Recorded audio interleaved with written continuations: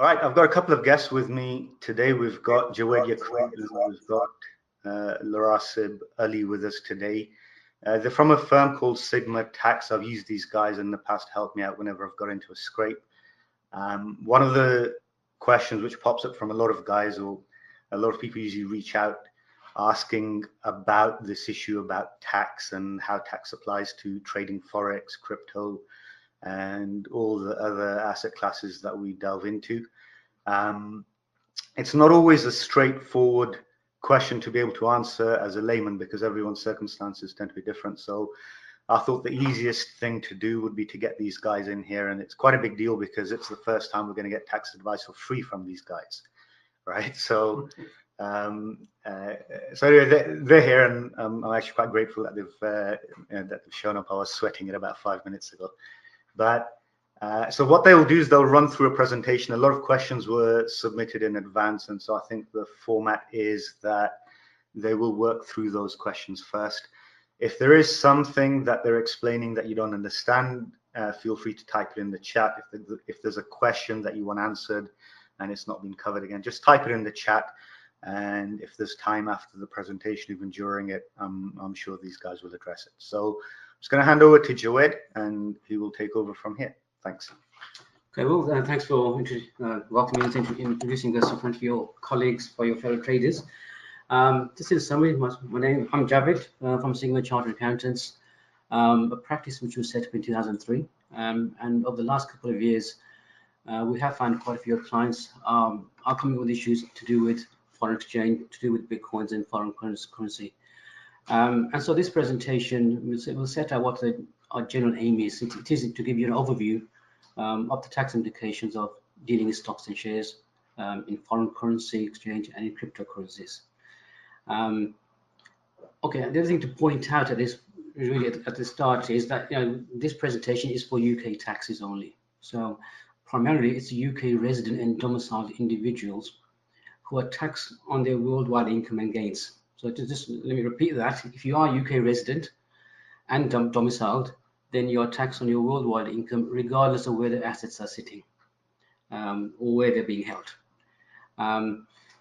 There might be certain individuals who are UK resident but not domiciled, and they have slightly different tax treatment in respect of their assets which are not in the UK. And there are some planning opportunities for non-domiciled individuals. But increasingly, those opportunities have been tightened, and even the non-domiciled individuals are having to pay taxes to keep some of their assets outside of the UK tax net. So yes, so that's just to give the basic interest of who we are dealing with. Also, a disclaimer: we will discuss a few topics, but the general discussion should be taken as that and not individual advice for your particular situation. We do hope to enlighten you with some of the tax, treatment of certain products, but you can't take this as a final conclusion on your particular set of portfolio assets. We would advise that you seek a more detailed review of your own personal situation. So without further ado, in terms of the format, we have had a few questions put through to us, and we sort of amalgamated a couple of those into a few sections, and then we'll go through those. But feel free to put your questions online. We'll try and have a look as the presentation develops. We'll try to get to your questions as we go along, or hopefully towards the end.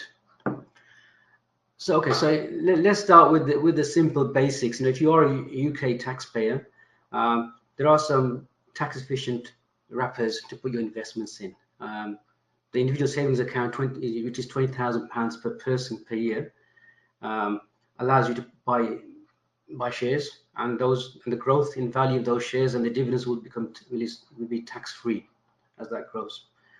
And this wrapper has been around for a good while now, and there are actually millionaire ISA owners who've invested, I think it's about £10,000 a year when it was introduced all those years ago. But if you keep on adding 20,000 each year, and if that's done between a family arrangement, you can see how you can get to a figure of £1 million, which is sitting tax-free in in this tax efficient wrapper. Lately, the government has also encouraged other ISAs. There is help to buy ISA. There's a junior ISA. So it's worth considering what the simple opportunities are for making your investments tax efficient. Then there are also venture capital trusts, and these are perhaps for the ones who are prepared to take a bit more risk. Venture capital trusts and enterprise investment allowance are mainly investments on the secondary share market AIM. There are higher risk associated with those investments, and that's why the government encourages investment into those companies by giving certain reliefs. So there's relief on the way into those investments. If you're a high rate taxpayer, there's 30% income tax relief on the VCTs. So that's, you'll get a tax refund by making an investment into a VCT or an EIS. And then the growth of that product or the shares is free from capital gains tax, and the dividends are also tax free. The enterprise investment scheme is similar, but there are a few differences there. And the holding period for each of the products is different. How much you can invest in either is different. And also it's worthwhile considering BPI's business property relief. So, for inheritance tax, assets which qualify for business property relief don't get taxed on your death. So it's those assets are passed down IHT free. So it's worth considering your asset portfolio from an inheritance tax perspective as well.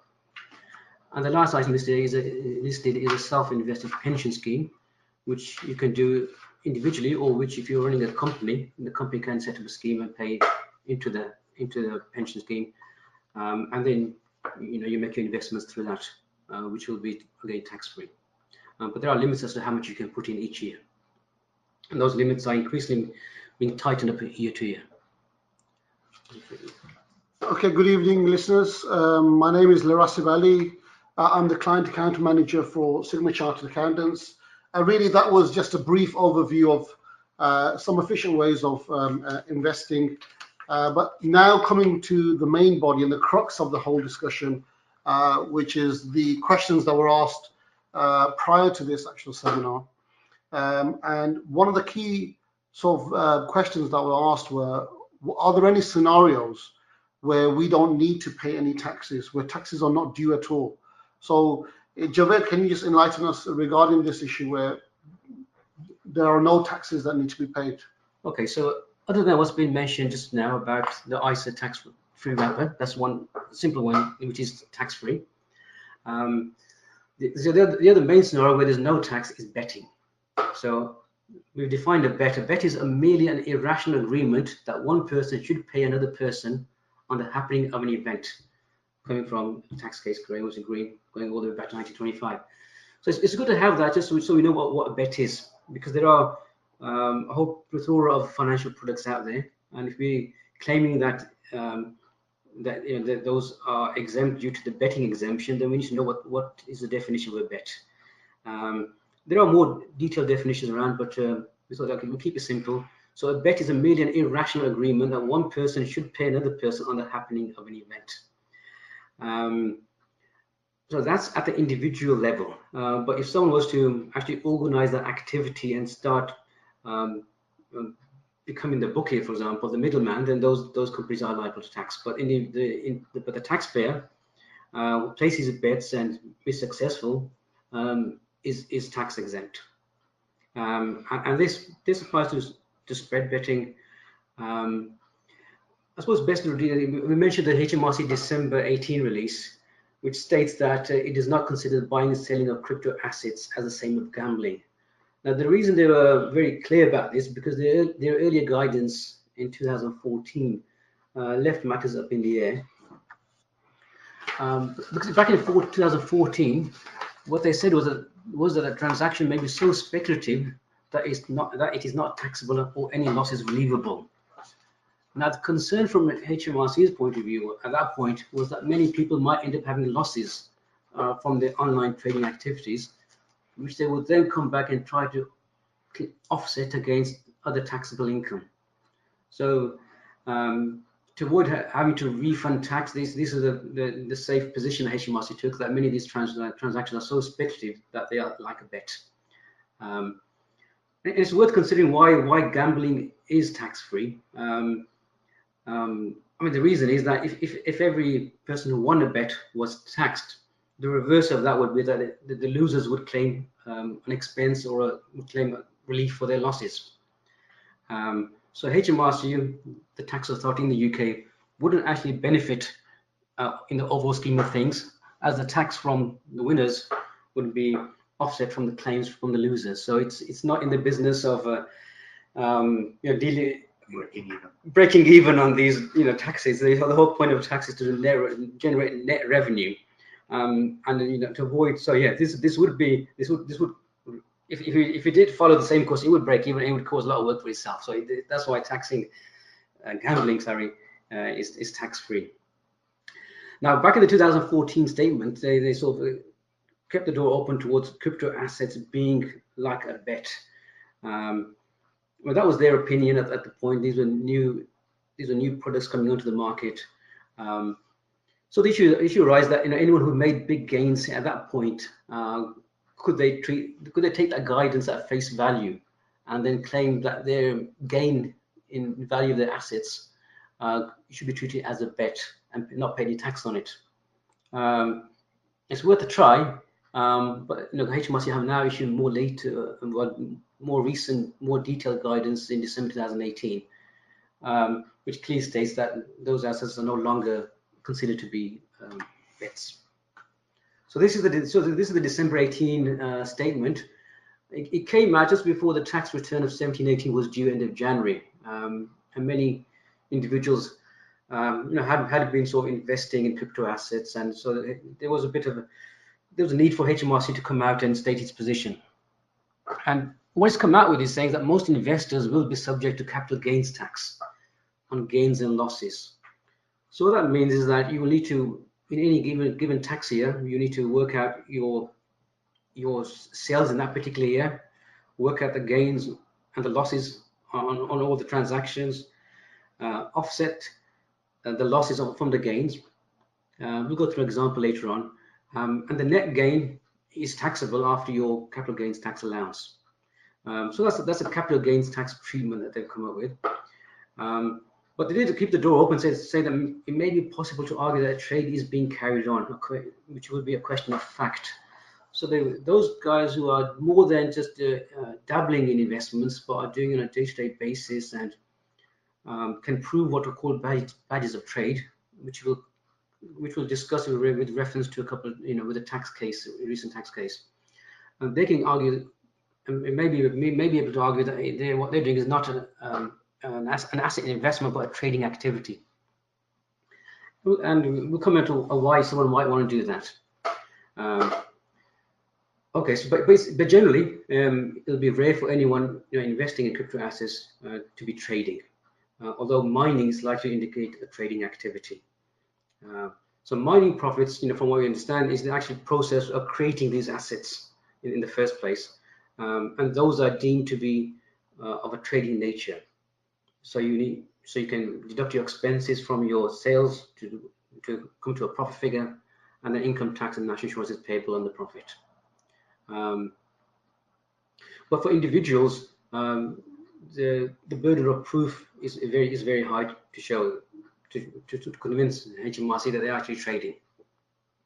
But again, HMRC have said they will publish further guidance in this area for businesses. So those who run their affairs on a business footing, there is the option of treating their trades, as a trading activity rather than an investment activity. Yeah, so the question that's being posed here is, Javed, can you just elaborate on what is the difference between being treated as an investor or a trader in terms of the implications to do with tax? Okay, so if you're an investor, then you're subject to the capital gains tax regime, and so you work out your profit or gain in this case. You sort of sum up all your transactions in the year, get to a net profit or loss figure, If it's a profit, you deduct your annual allowance, and after that you'll pay tax at either 20% or 40%, sorry, 10% or 20% under the capital gains tax regime. So that's one regime if you're an investor. If you're a trader, then you're treated like anyone else doing their activity, you know, any other retailer or professional who's doing their work. You work out your income, less expense, gives you a profit, and your tax income tax rates of 20%, 40%, or 45%. So the 40% rate kicks in when your income, when your profit goes over £50,000, and 45% over £150,000. So you can see that it might not always be beneficial to be a trader. You know, it all depends on your given level of profits as to which route makes more financial sense. Okay, and so if you do make losses, so the big reason for treating your activity as a trade is that any losses you make from the trade can be offset against your other income in that year. So say you're employed and you're on a salary of £60,000, or you have self-employment income of £50,000, and you're paying taxes on that income. If your activity in trading, cryptocurrency or shares is deemed a trade, and you make a loss on that activity, then you can offset that loss against your earnings from employment, self-employment, and therefore pay less tax. This is what we'll see was a key issue in the recent tax case. So that's being treated as a trader. Now, if you're treated as an investor and you make a loss, then you can't use that loss against your other income in that year. You can't offset that against your employment taxes or your self-employment taxes. You can only carry that loss forward and use it against future gains. And many might not actually get to use that loss. It all depends if you have a future gain to offset that loss against. So that's the key difference, that those who are treated as traders can use any losses against their other income, and those who aren't just carry forward the loss against into future years.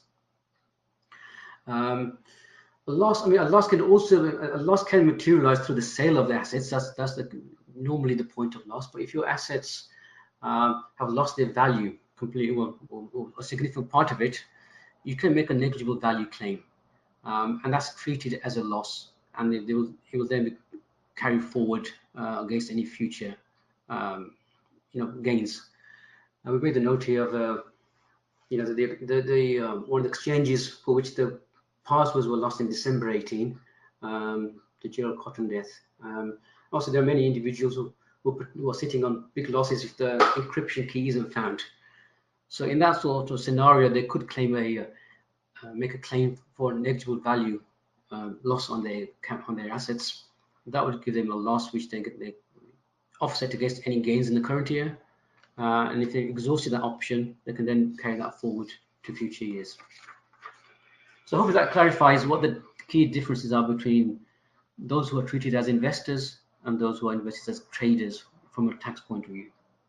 So just to reiterate, from the December 2018 HMRC release, the default position for most people would be that you're subject to the capital gains tax regime for any activity on shares, crypto assets, or for FX. So subject to the gains, there'll be some capital gains tax to pay on that. Okay. With the allowance, as previously mentioned, you do get £12,000 allowance a year. So any gain, we'll use that first before you start paying the tax rate of 10% or 20% on your capital gains. Okay, so we just mentioning that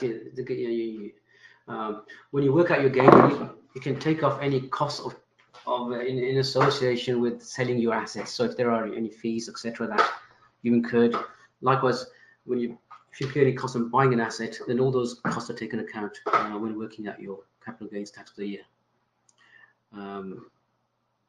I think the rest of the slides also mentions what we discussed before, but there will be an example later on of how the capital gain is actually calculated. So the question is, Javed, when exactly is the capital gains tax due on crypto assets? When does it become, what triggers that particular tax?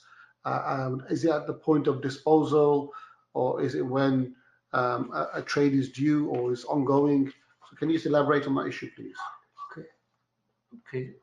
Or is it something that's referred to as mark to market? Can you just elaborate on when that tax is due exactly? Okay. So in simple terms, you buy a crypto asset, it might cost you £1,000, for example. The point at which it becomes taxable, well, there are several points, but the point is when you sell that asset. So when you sell it for money's worth and you get sterling equivalent or any other currency equivalent, that's the disposal is when you sold the asset. That's normally the point at which capital gains tax kicks in, and whichever year that falls in that transaction is when you will need to work out the gain or loss for that transaction. But it's important to note at this point that selling the asset isn't the only point at which the gain kicks in. If you exchange assets for a different type of asset, that's also considered as a disposal. So you would value the disposal proceeds, and those would become then the cost of the second asset that you buy. But you still have to pay the tax and work out the tax on the first asset because you've technically disposed of it. So that would, for example, I mean, just to give some detail to this particular point. So, for example, if you were to sell, exchange Bitcoin for Litecoin or another crypto asset, then would that be classified as a disposal? Definitely, yeah. So once you sell one asset and buy another one, you've met the criteria for the disposal, and so you need to work out the gain or the loss on the sold asset, and then now you've got a second asset, and obviously there's a cost to that second asset, which will be held in your balance sheet until you do something with that asset in the future. And in terms of, for example, the valuation, if it's from an asset to an asset, in terms of the value of that particular asset, how would one ascertain what the value would be? I mean, from the understanding is that either at that particular, it's a fair value, it's done on a fair value basis. It's the market value of that secondary asset. So you bought it for X amount, and that is the value that you sold for the first asset for. Okay. So it's the cost of the second asset is this disposable value of the first asset. Just to carry on as to what else counts as disposal, using assets to pay for goods or services is also a disposal of that particular asset. Giving away assets to another person, except spouse or civil partner, is deemed disposal, and that disposal will be valued at market value. So even if you give an asset away to a family member, that will be a disposal, and the value of the disposal is the market value at that point. And so we mentioned sterling values. If it's a different currency, you'll have to translate that into sterling at that point, and to work out the capital gain or loss. So in terms of post-disposal, calculating the gain, what are the allowable costs that one can offset the capital gains tax, so to reduce the tax liability? Okay, so obviously the cost of the asset is the starting point. Any associated costs, any transaction fees that you paid in acquiring that first asset, those are costs that can add to the cost of the asset itself. Any fees that you paid whilst you held to draw contracts for sale, for example, those are taken off your profit. Any promotional costs, advertising costs, any valuation fees. So these costs are taken into account in working out your gain or loss. Okay, and in terms of record keeping, a key one, in terms of if, for example, HMRC wanted to years down the line inquire about whether the gain was calculated correctly or the loss was calculated correctly, what would you advise in terms of as a measure of good record keeping?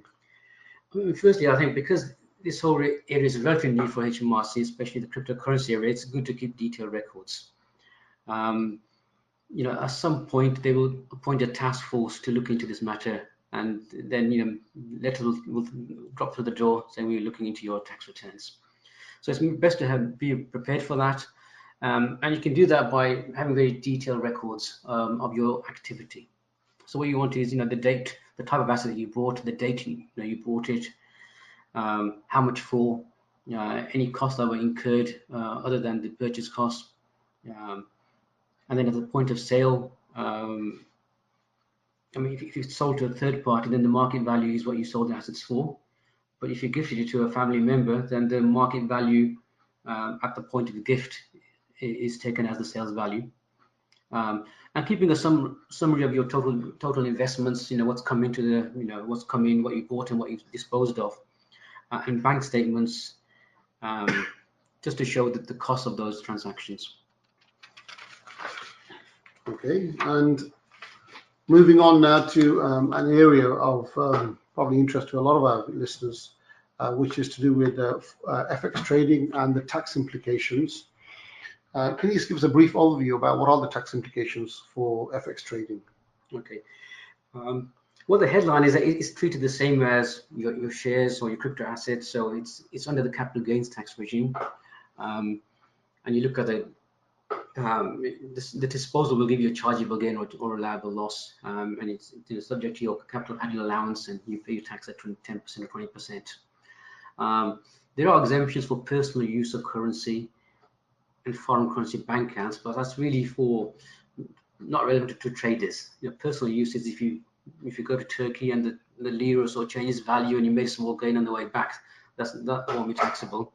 Or if you're holding a bank account in foreign currency and the currencies change and there's a gain on that, again that won't be taxable. But those exemptions don't really help the currency traders. So you have to look at the total activity in terms of sales proceeds, costs, and what the gain is. Okay, but adding to that, I mean, spread betting in terms of FX, that's deemed a taxable activity. Sorry, that's deemed as part of, under the betting exemption. So spread betting, as you mentioned, betting itself is exempt from the tax. So FX trading-wise spread betting takes advantage of that exemption. Whereas CFDs, which are contract for differences are subject to the capital gains tax regime. So there's a clear distinction there between different types of FX trading. Okay. So in terms of tax returns for self-assessment, what are the deadlines and what is required? Please give some detail regarding that, please. Okay, so the tax year finishes each year on the 5th of April. And then the taxpayer has 10 months to sort out their affairs and pay the taxes and submit their return. So the tax return is due 31st January after the end of the tax year.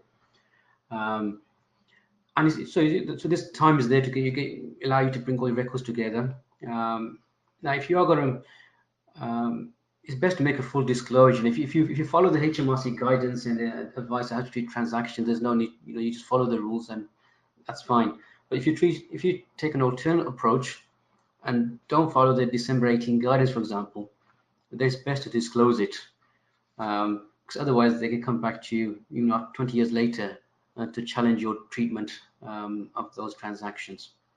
So you got to be careful how you treat your transactions, how you report them, and full disclosure is always encouraged.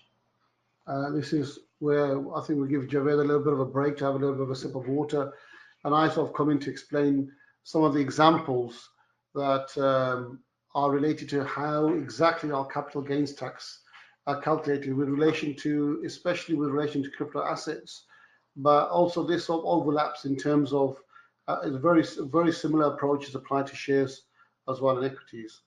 And the first example here that's given is to do with, basically the example relates to Victoria, who bought token A for £1,000. So this is how one would calculate capital gains tax. So you've got Victoria who purchased 100 token A's for £1,000. A year later, Victoria purchased a further 50 tokens A, so the exact same token A, just to emphasize, for £125,000. Victoria is treated as having a single pool of 150 token A's, and the total allowable costs, which is the total purchase cost of the £1,000 and the £125,000, makes up the £126,000. So the total cost is 126,000, total tokens 150 of token A. A few years later, Victoria decides she wants to sell 50 of her token A's for £300,000. So Victoria will be allowed to deduct a proportion of the pooled allowable costs when working out her gain. So first and foremost, the consideration, here you go, is 300,000. So in terms of what she's selling the 50 token A's for, the allowable costs that she's going to allow to actually incur, which she would deduct in order to calculate her gain, will be at the allowable cost, the total allowable costs, multiplied by the percentage of shares that she's selling. So 50 over 150, which is a third of the shares. That calculates to 42,000 being the allowable cost. So again, it would be 258,000. And this is the first example of calculating, a very simple example of calculating your capital gains tax on the crypto assets. So she will have a gain of 258,000 after the sale, and she'll be treated as having remaining in her pool a single pool of 100 token A, and the total allowable costs of 84,000, which was the 126,000 initially minus the 42,000. Further on, going on to the second example. So there's an issue about which around acquiring crypto assets within 30 days of selling, and this is very similar to the shares and equities market, where HMRC introduced something called to avert the issue of bed and breakfasting. So where traders were trying to utilize their capital tax allowance, capital gains allowance, annual allowance, and were selling their shares and repurchasing them a day or two later in order to utilize their capital gains allowances for that particular year. So HMRC came out in the late 90s, countered that issue with this 30-day rule, and then brought some further rules in 2008 as well regarding the similar share disposal, and in the case of the crypto assets, where you have to, the pool of assets are pulled together if it's the same class, if it's the same sort of share structure. So in terms of the second example, just to elaborate on this, what we mean by this, okay, we've got Melanie here, who holds 14,000 token B now in a pool. She spent a total of £200,000 acquiring them, which is her pool allowable cost. So 200,000 purchased 14,000 token Bs. On 30th of August 2018, Melanie sells 4,000 token Bs for 160,000. Then on the 11th of September 2018, so approximately 12 days later, Melanie buys 500 token Bs again for 17,500. Now that transaction has taken place within the 30-day rule, which HMRC have brought in. And what's deemed now is that the 500 new tokens were bought within 30 days of the disposal, so they do not go into the pool. They stay separate, and Melanie is treated as having sold the 500 that she's just purchased in respect of the 4,000 that she's sold in total. So the 500 remains separate to the 3,500 that are already in the pool. So the gain will be calculated by first calculating the gain on the 500 or the loss on the 500, and that will be calculated by the total amount sold, £160,000, multiplied by 500 over 4,000, which is the percentage. So here we go. So it's the consideration initially the Melanie will give is the 160,000 multiplied by the 500 over the 4,000, which is the total shares she sold, which is 20,000. So 20,000 is the consideration. The allowable cost that she purchased those 500 shares will be 17,500, giving her a gain of 2,500 there. So that's the 500 separate, and then calculating the gain or the loss on the 3,500 sold, and that will be the 160,000 multiplied by 3,500 over the 4,000, which is 140,000 is the consideration.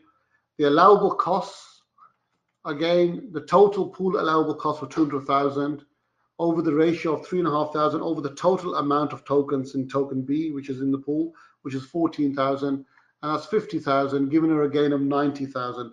So Melanie still holds a pool of 10,500 of token B, and the pool has allowable costs of 150,000 remaining. So in terms of, to avoid that bread and breakfasting, the 500 token B, I mean, what needs to be coming across here is that if you were to sell and repurchase within the 30-day rule, then the 500 will be actually, the gain will be calculated or the loss will be calculated on the 500, or in this case, or what is sold, what is repurchased in that particular 30 days. So now moving on, really, that's just to give you an insight of some of the work examples. Moving on, which is a real leading case to talk about whether we've had many questions come in prior to this webinar, and we can see some coming in at the very moment in time as well, regarding how one is considered a investor or how one is considered a trader, in terms of what is the case law in this matter. Okay, Narasha, thank you for that. I think what we'll do is, given the numbers, examples we gave, and the problems with that, we'll reformat the presentation and make it available to you guys afterwards. So do log in afterwards, and perhaps in the next day or so, we'll get those examples looking much more orderly and viewer friendly. Okay, so so we're talking about investors and traders. So HMRC's position, as I said, the default position is that you're under caught by the capital gains tax rules. But then, you know, there is a door open for traders. So why would someone want to take on HMRC and on the issue of trading?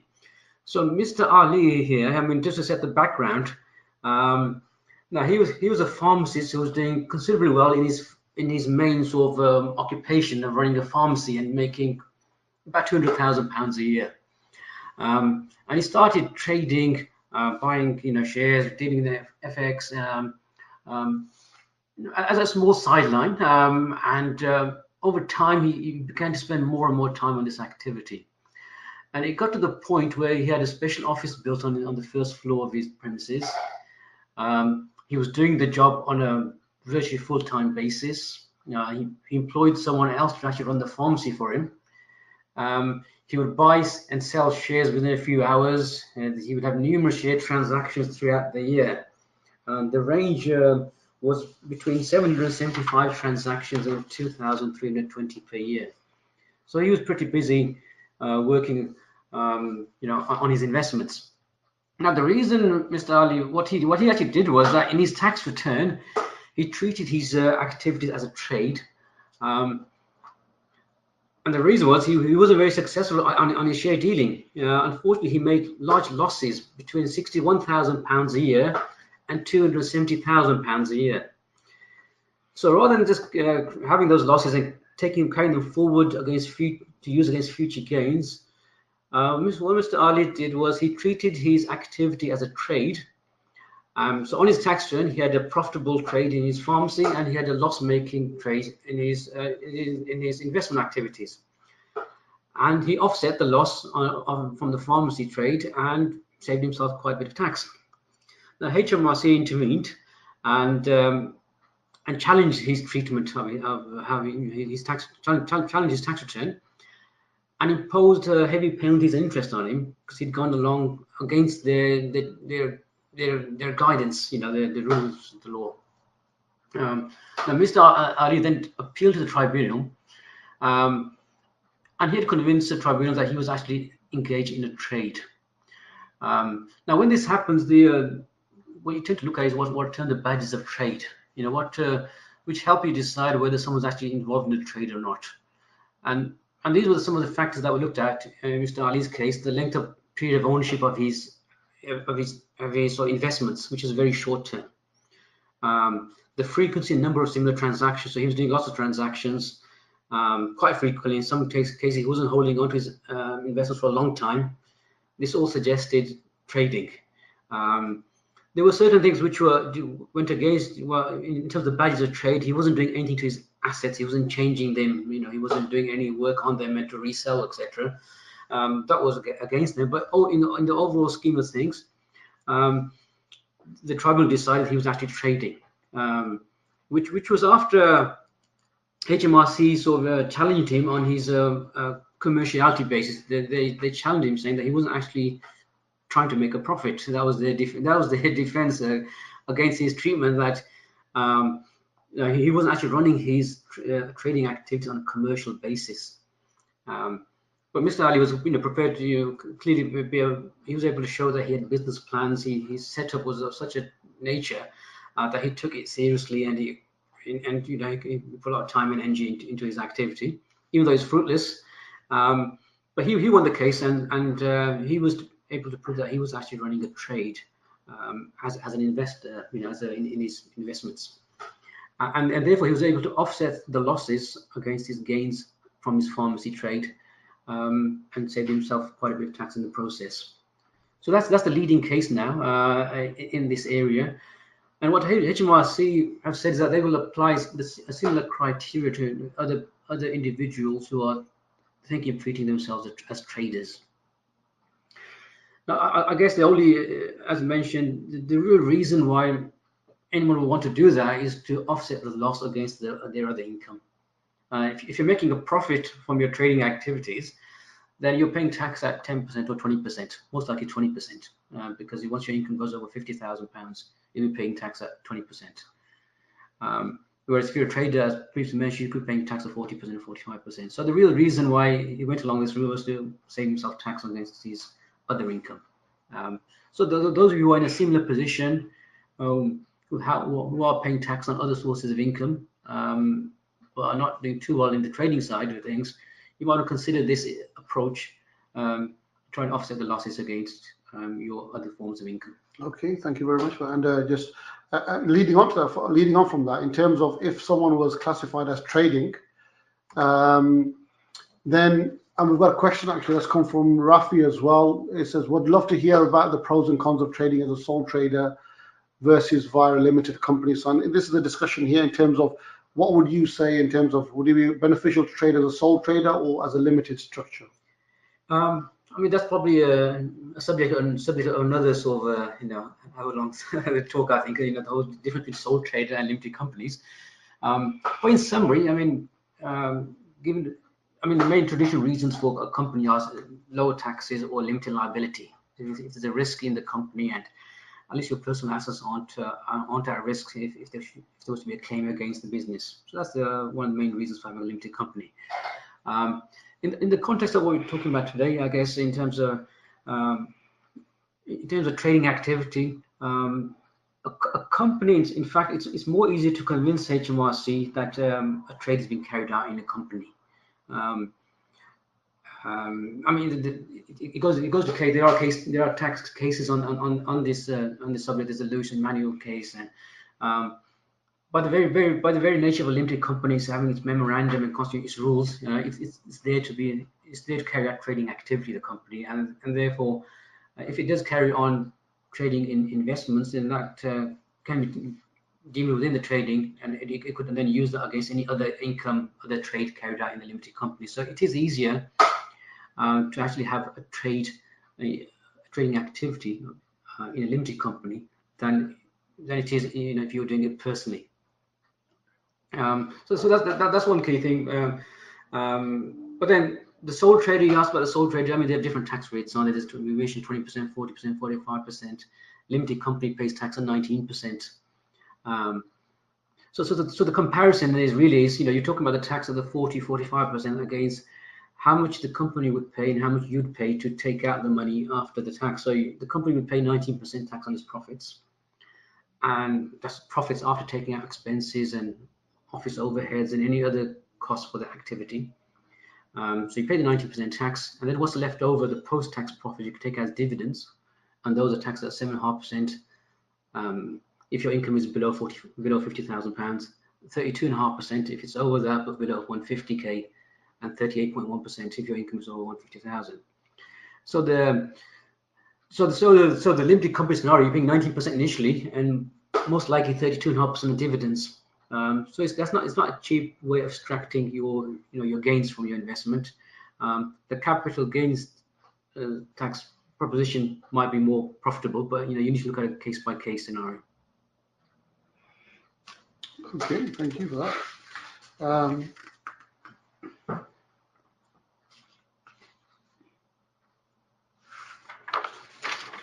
There are some questions coming through. I mean, of losses to offset against other forms of income. Yeah, I mean, so the issue there is FX trading. Just to read out the question for the listeners. Andrew asks, hi, I trade Forex via spread betting. I have losses of 20K going back 8 years. I have a full-time job. Am I able to make a claim against previous tax I've paid to offset the losses? The simple answer is most unlikely, because you're considered, as I mentioned, most individuals are taxed under the capital gains tax regime. So you're not considered a trader. So if you were considered a trader in your activities, and you could pass the same hurdles that Mr. Ali did in his case, and then you'd have a loss, and you could offset that against your employment and employment income and taxes that you paid against it. But it all depends on the level of activity. But in general, if you're not a trader, you can't pass those tests, then you're taxed on the capital gains tax regime, and those losses are just carried forward to use it against future gains.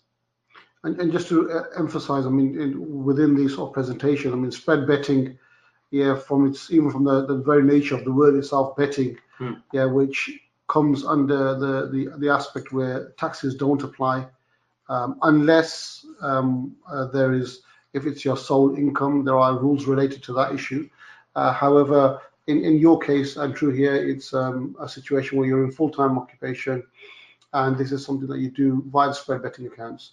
So in terms of that, I mean, the losses probably, I mean, just to reiterate what Javed is saying, I mean, to add that little bit of piece of information to back up what Javed just said as well.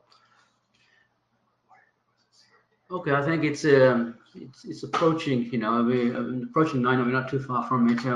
I think next step is really, I mean, just to thank you for taking out your Sunday evening to listen to us talking about UK taxes.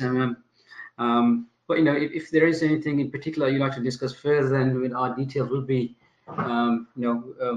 left with yourselves, and you can contact us, and we can sort of take it from there. We are looking through the questions here. We're trying to see if there's anything that we can quickly deal with. Well, something that we haven't really covered in the presentation, just to have a quick brief look. Yeah.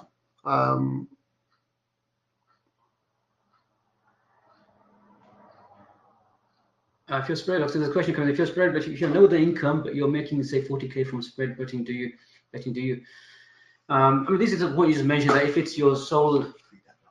Oh, sorry. Go ahead. So I'll read the question out for you. It's if you have no other income source but from your spread betting, and you are making, say, 40K a year from spread betting, do you have to declare and pay tax? Okay.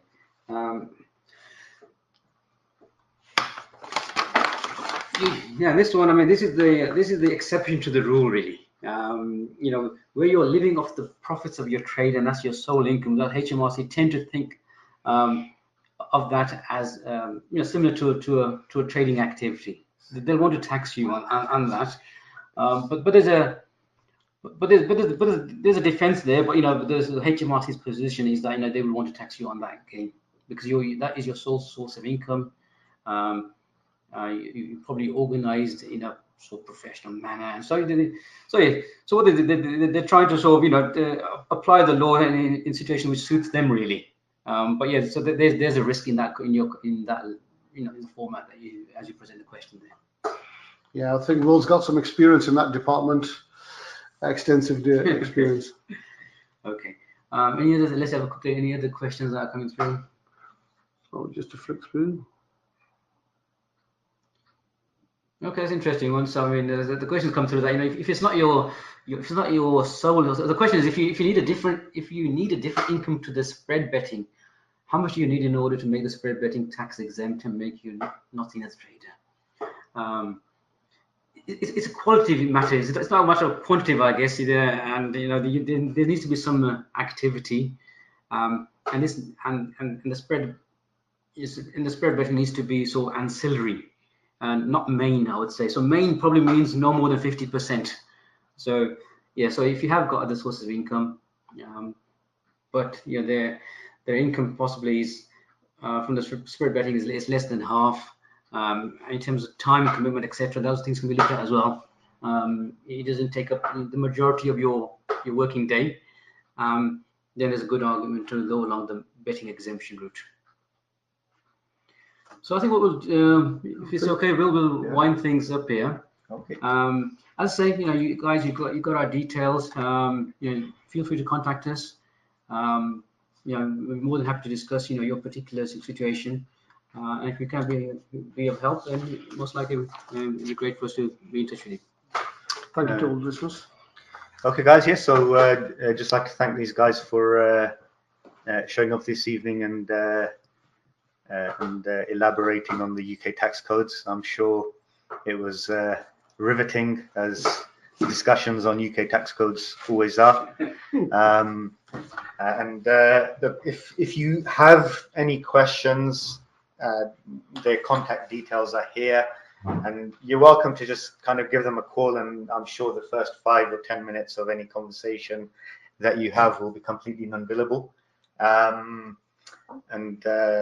So we'll wrap up here. I guess all that remains to say is just thanks very much for showing up, and I'll catch you all next time. Thanks. Bye. Thank you.